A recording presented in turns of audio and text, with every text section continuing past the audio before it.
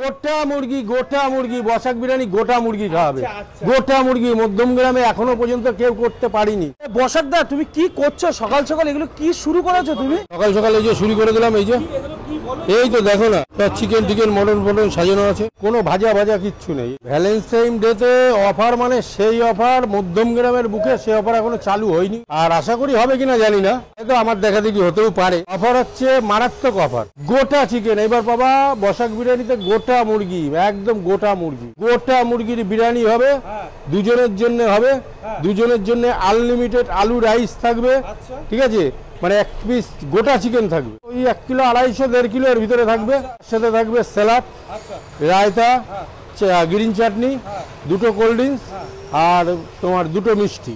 Valentine day থেকেই ওই combo চালু হয়ে যাচ্ছে। এবারে তুমি চিন্তা করতে করতে বাড়ি অবধি যাও যে ধরো 1 কিলো 250 থেকে 1.5 কিলো যদি সলিড চিকেনটার ওজন থাকে, তাহলে চিকেনটার দাম কত, রাইসের দাম কত, আর ওই মিষ্টি মিষ্টি দিয়ে কোল্ড ড্রিঙ্কস দিয়ে কত, সেটাই তুমি চিন্তা করতে করতে বাড়ি পর্যন্ত চলে যাও, কোনো জায়গায় পাবা নাকি সেটা চিন্তা করো। মোটামুটি বসাক দা সকালবেলা থেকে বিরিয়ানির তোড়জোড় শুরু করে দিয়েছে, এই যে দেখতে পাচ্ছ। আজকে জানি না কত প্লেট করছো, কত প্লেট হচ্ছে দাও মোটামুটি?